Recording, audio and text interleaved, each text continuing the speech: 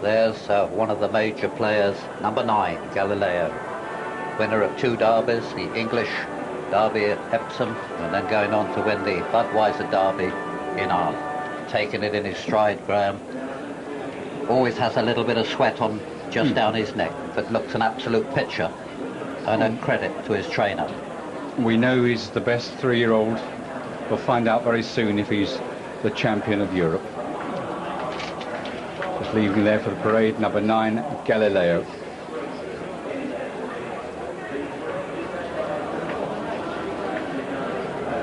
The runners are making their way out onto the course for the parade.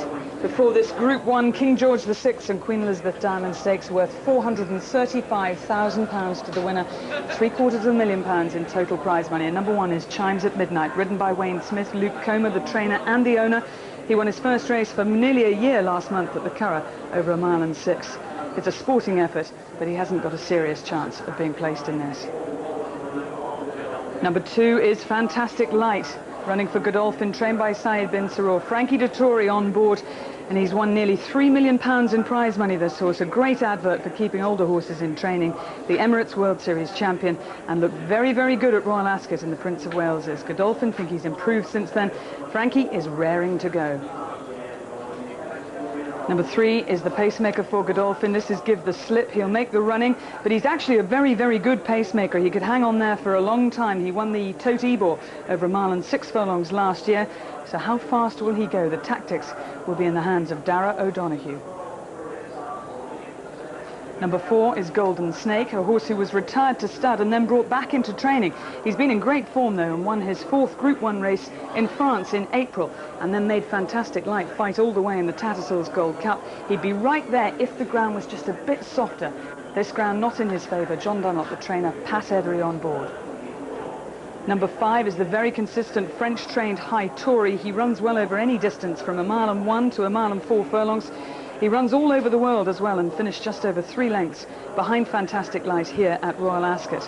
He has points in the World Series for finishing 3rd in the Dubai World Cup. He's the only runner in the field with points already in that series. Number 6 is Millinery, trained by John Dunlop. Kieran Fallon on board this one, last year's St Ledger winner, who won the Jockey Club Stakes very easily and then ran below par when favourite for the Coronation Cup. He finished 3rd in that behind Musa Fawek. The strong pace in this race, though, will suit him, and he won't be far behind the leaders at any stage. Mutamam is the oldest horse in the race at 6 years old, but he hasn't got too many miles on the clock, and he has got good form. He finished ahead of Fantastic Light when he was 4th in the Breeders' Cup Turf, but Frankie on that occasion was all dressed up with nowhere to go on Fantastic Light. He's only had 1 run this season at Newmarket and won the Group 2 Princess of Wales's very easily. Number 8 is the second French-trained horse in the field. This is Anabar Blue, trained by Carlos Lerner, Christophe Soumillon on board, and this French Derby winner usually likes to make the running, but he won't be able to do that today. His sire was the top-class sprinter, Anabar. Mutamam just backing into Anabar Blue slightly, and behind him we have the odds-on favourite, 2-to-1 on favourite now from 7-to-4 on. This is Galileo, unbeaten, the dual Derby winner, who's bidding to become the first 3-year-old since Lamtara 6 years ago to win the King George. He won the Vodafone Derby and the Irish Derby in just scintillating style. And Mick Kinnan is going for back-to-back King Georges. Aidan O'Brien is going for his first. Mick just trying to settle him on the way down to the start. This is the pacemaker for Aidan O'Brien. This is Ice Dancer, who will also be up there with Give the Slip. Wasn't actually quick enough to make the running in the Irish Derby, so Paul Scallon will have to get him about his work, get him woken up early. This is Morshti, the Italian Derby winner, who improved on that to finish 2nd to Galileo in the Irish Derby. He stays well, he handles fast ground, he can certainly get placed. Philip Robinson's on board, Michael Jarvis, the trainer. And bringing up the rear in the parade, these 12 runners on their way down to post, and Storming Home is the only one we haven't seen, who looks as if he might just have broken the parade and got down there a bit earlier. Very, very good-looking horse, this, who finished 5th in the Derby and won the King Edward VII Stakes here in very good style. He's definitely improving, and Barry Hills has gone close a couple of times, but never actually won the King George. Michael Hills, who's on board, has. He won it on Pentower in 1996 and was 2nd the year before on the same horse. Those are the 12 runners for the 51st running of the King George VI and Queen Elizabeth Diamond Stakes. A very high-class field here, 12 runners, one of the most interesting King George V and Queen Elizabeth Stakes we've had, I think. Graham. I thought, looking at the 12 runners, they all carry a lot of class, and there is one of the classiest little colts I've seen for a long time. Number 9, there he is, as usual, getting a little bit warm. If you remember, Graham, when we looked at him in the Derby, he was just beginning to sweat up like this. I think I'd be worried if he wasn't. Well, I don't know. I think he's sweating up a bit more today. But, you know, the market, the money from the market to force him down to 2 to 1 on suggests that Coolmore are very confident indeed. And here's the one that's his principal market rival, Fantastic Light. Relatively cool. He's the old seasoned professional, done it all before, seen it all before. He's got to fight off the rising young star. Beautifully balanced horse, this. He's got a terrific turn of foot. When Frankie presses the pedal, he usually finds quite a lot. He's been unlucky a couple of times in his races when he's been denied a run a little early, but when he gets his run, he's got a devastating turn of foot.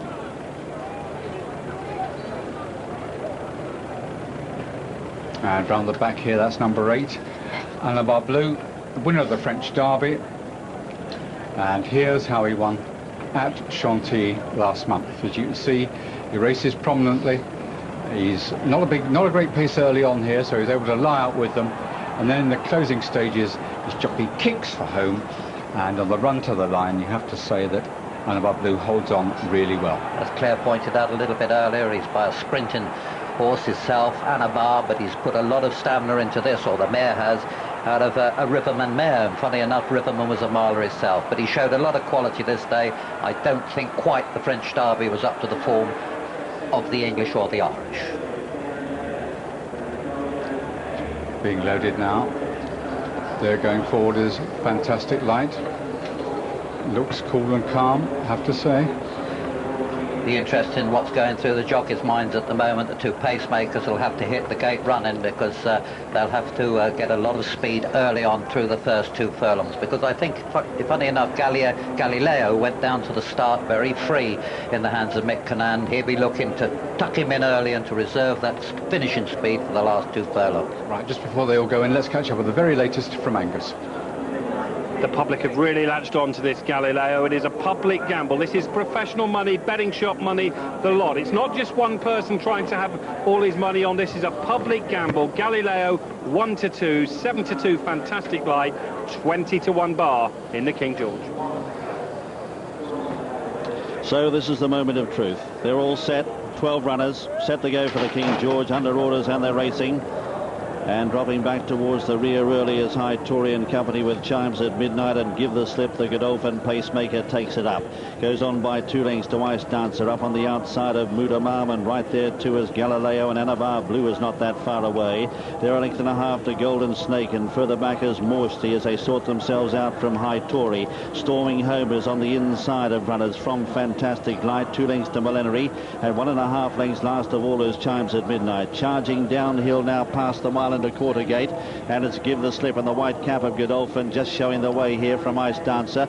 The 2 pacemakers up doing their job well. Mudamam has taken up the box seat, 3rd on the inside of Golden Snake as they charge to Swinley Bottom. Further back in the field is Anabar Blue. Galileo, the favourite, is tucked in about 6th on the inside. Morsty in the yellow jacket on his outer. They're a length and a half to Fantastic Light, and Frankie looks like he's going to keep an eye on Mick Cannan, who's a length and a half in front of him. He looks like he'll almost track him as they head up the side.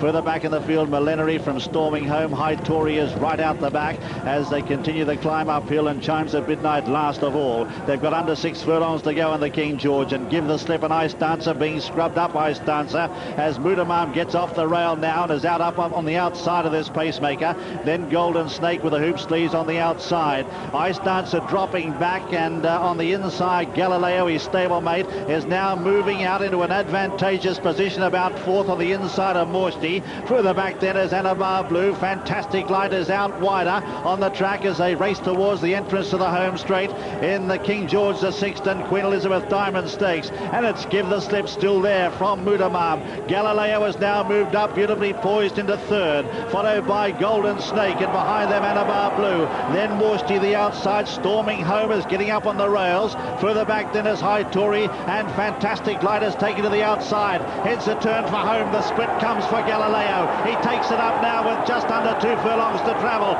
Here's Fantastic Light. The battle's on. It's Galileo the far side. Fantastic Light serving it up on the near side from Millenary and then storming home. It's Fantastic Light and Galileo locked together. A furlong left to go. Galileo digging deep the far side. He's about a head in front. Fantastic Light can't get him. The 3-year-old's going to win it. Galileo triumphant in the King George. He gets up to beat Fantastic Light. Third photo there, Hytorian storming home, followed by Millenary, then Golden State behind them from Anabar Blue, Morsty, Mudamam, followed then by Give the Slip, Chimes at Midnight, and Ice Dancer last to finish. Well, what a race it was, the King George.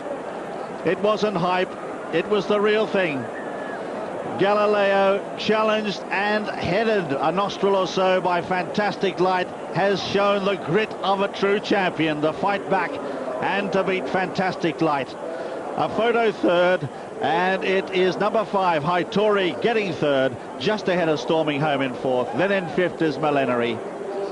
A long gap then behind Millenary to Golden Snake, and they were followed by Anabar Blue. Behind them, Morsty, Mutamam, Chimes at Midnight, Give the Slip, who did his job so well, the pacemaker, behind them. But the winner of the King George VI and Queen Elizabeth Diamond Stakes of 2001 is number 9, Galileo, owned by Mrs. Sue Magner and Michael Tabor, trained by Aidan O'Brien and ridden by Mick Cannan. He joins a cavalcade of champions, which include Ribot, Nijinsky, Millreef, Dancing Brave, Generous, and more recently Swain, to have won this great midsummer feature at Ascot.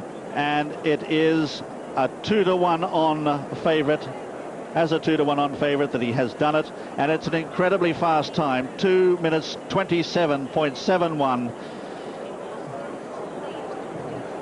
2 minutes 30 is standard time, so he's smashed that race. Let's check second and third. Second is number 2, Fantastic Light, owned by Godolphin, trained by Syed bin Sarur and ridden by Frankie Dettori. Fantastic Light's second consecutive second in this race. And third is number 5, Hightori, owned by Gary Tanaka, trained by Philip Demacastel and ridden by Gerald Mosse. Fourth is number 12, Storming Home.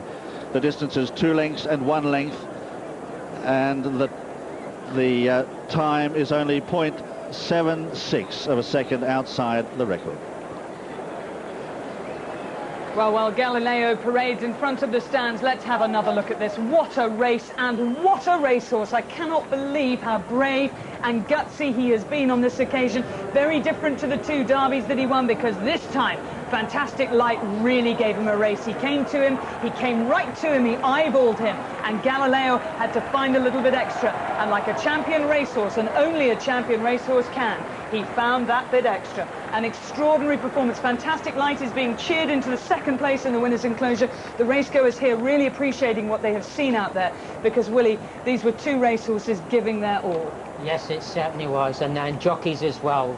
I would say that Mick just went to the front a little bit sooner than he wanted to, because he thought maybe Richard Hills or Mutaman would just hold him in, and he had to go and take the gap as soon as he could, because otherwise he might have had to wait too long. But there you can see that, you know, it's absolutely fantastic how he looked as though he was going to get beat by Fantastic Light. Either Fantastic Light stopped or Galileo found new reserves in the last half furlong. But as you said, Claire, that was a fantastic race to watch, and there's 2 fantastic racehorses. And actually, Gerald Moss might just be a little bit unlucky because he got stopped about a furlong from home. Well, let's just enjoy this, because Galileo is about to turn into the winner's enclosure, and Jim, I fancy he is going to get one of the biggest receptions, one of the biggest cheers that we have ever heard here on King George Day. Certainly, and deservedly so. The 26th winner, the 26th 3-year-old winner of the King George. There have been 25 older horses, and what a battle it was. This was the true test that he faced today. He had won the Derby at Epsom, he'd won the Irish Derby, but until he actually faced older opposition, there were always going to be skeptics. And there's Mick Cannan. What a dramatic 48 hours it's been for him. 2 days ago, he was appealing against a minor suspension for careless riding at Leopardstown. He had that appeal eventually dismissed, and then he went to the courts in Ireland. He gained an interim injunction which permitted him to ride today, and whatever it's going to cost in legal fees, it's been well worth it, because he has retained his association with a horse who today has been crowned a true champion of the turf. Majestic is the only way you can describe him. Look at that head. And the natural successor at Coolmore Stud to his father, his sire Sadler's Wells, who was second in this race in 1984. Sadler's Wells was also placed in the Prix de Jockey Club. He actually never won over a mile and a half, Sadler's Wells, but this year, what a triumph he's had. He had first, second and third in the Oaks, and he also had the Derby winner as well, Galileo. And there he is. If you're watching racing for the first time today, or you're only taking a passing interest, look at this horse and you see what it's all about. He is a true champion. Today he's shown that remarkable blend of speed, stamina, and also turn of foot and will to win. Every single facet of the game was tested today, and he's come up trumps.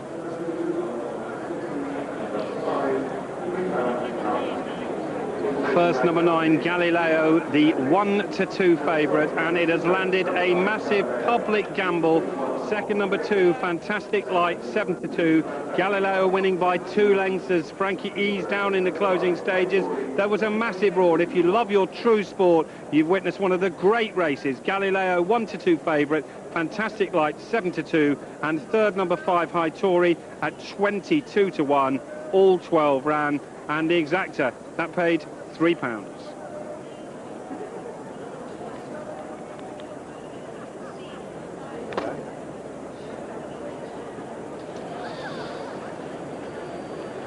Well, let's have a look at the closing stages once again.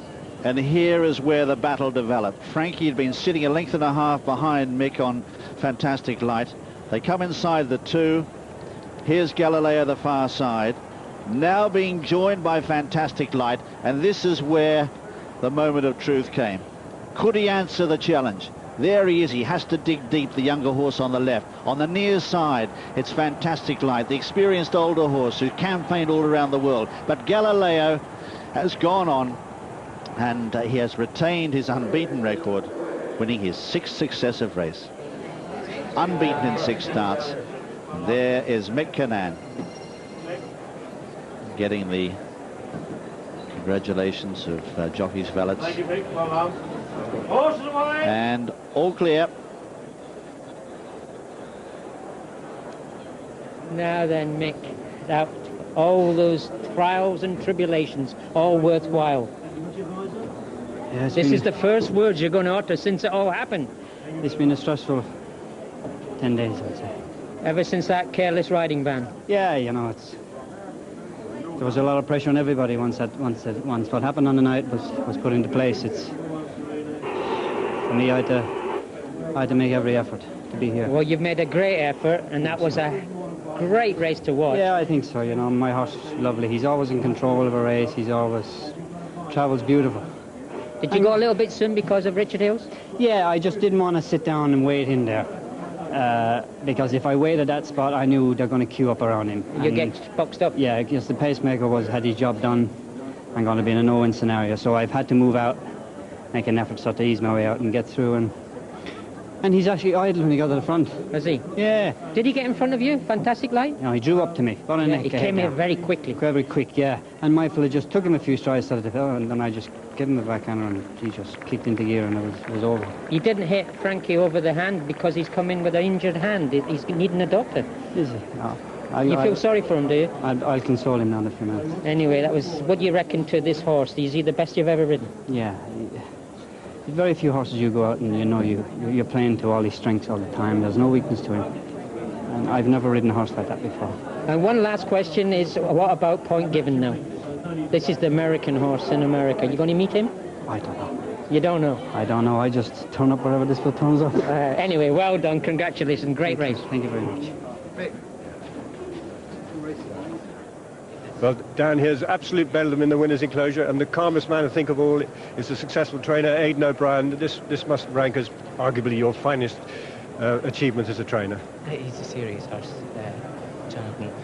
What was unbelievable about him today, the way he travelled through the race. And Michael said he was just like driving a motor car through the race. He was able to go where he wanted, and he went there and he sat, and he even let Frankie get upside him today and give him every to come on, you know. So he said, Michael said when he went from, he said there was loads there, you know. Were you expecting him to be in front just as soon as he was? I suppose they were after going very fast, and the gaps were coming, and Michael had to take the gaps because he was in, like he was 3 back on the rail, but he was very happy where he was all the time. So obviously when it came, Michael was happy to come and take them rather than take any chance with him than get them locked in, you know. Well, all week it's been billed as a duel, and for a moment as they raced eyeball to eyeball, it looked as though it was going to end like that. But in the last furlong, your lad simply ran away from him in a manner which I think few of us have seen before. Arguably one of the finest performances ever seen in this race.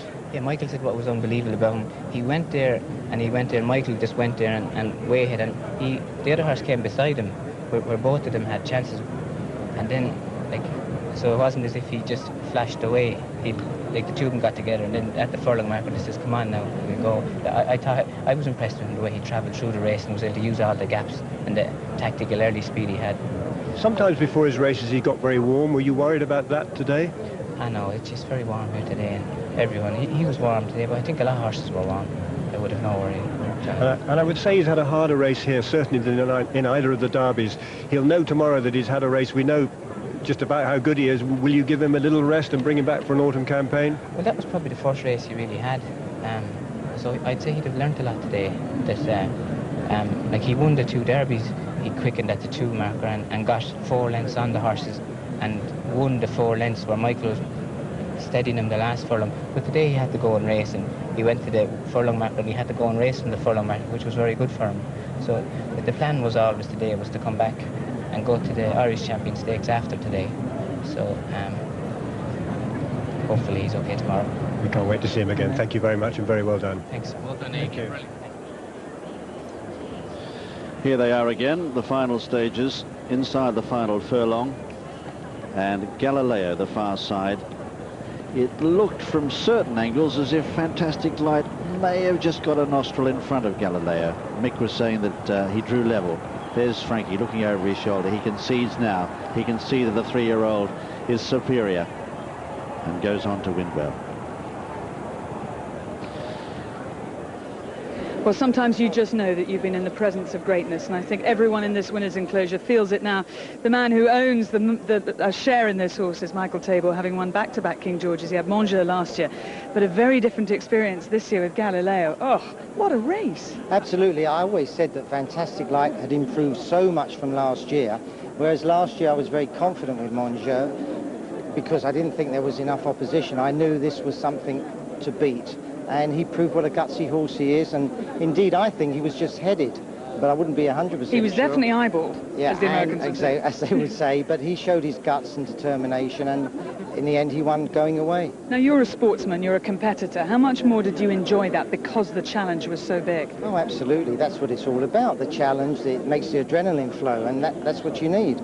There was a comment in the Racing Post, actually, that said that if your pulse isn't quickened by this race, you must be dead. Well, if you're not nervous before this, forget about it, as they say.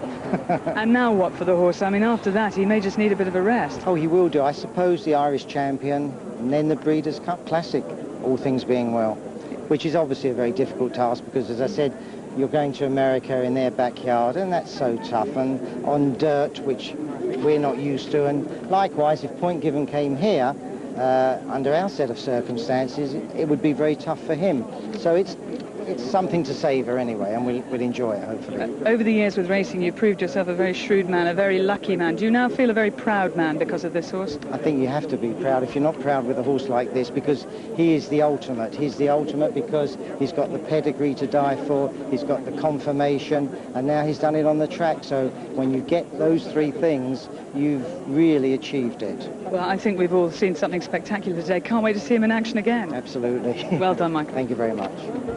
Well, down here, Frankie Dettori is just telling us how much he enjoyed the race. Obviously, he would have enjoyed it more if he'd won. But it takes two to make a horse race, and fantastic light, and yourself certainly played your part. Yeah, I must say the race lived up to everybody's expectation, and it was a good quality field. We went a very good pace throughout. And a 2-furlong marker basically was myself and Galileo, and we made a race of it. And I got to upsides him, I probably nosed him, I probably put my nose in front for a couple of strides, and then basically when we passed the furlong marker, the weight started to tell, and my horses started to get a little bit tired, and Galileo, with the weight advantage, as a great horse as well, he just pulled away. And you know, it's a shame that I didn't win, but we gave everything we had. And Frankie, when you got that great run out of Fantastic Light and you moved up alongside, did you think then he might sustain that run and go on and win it?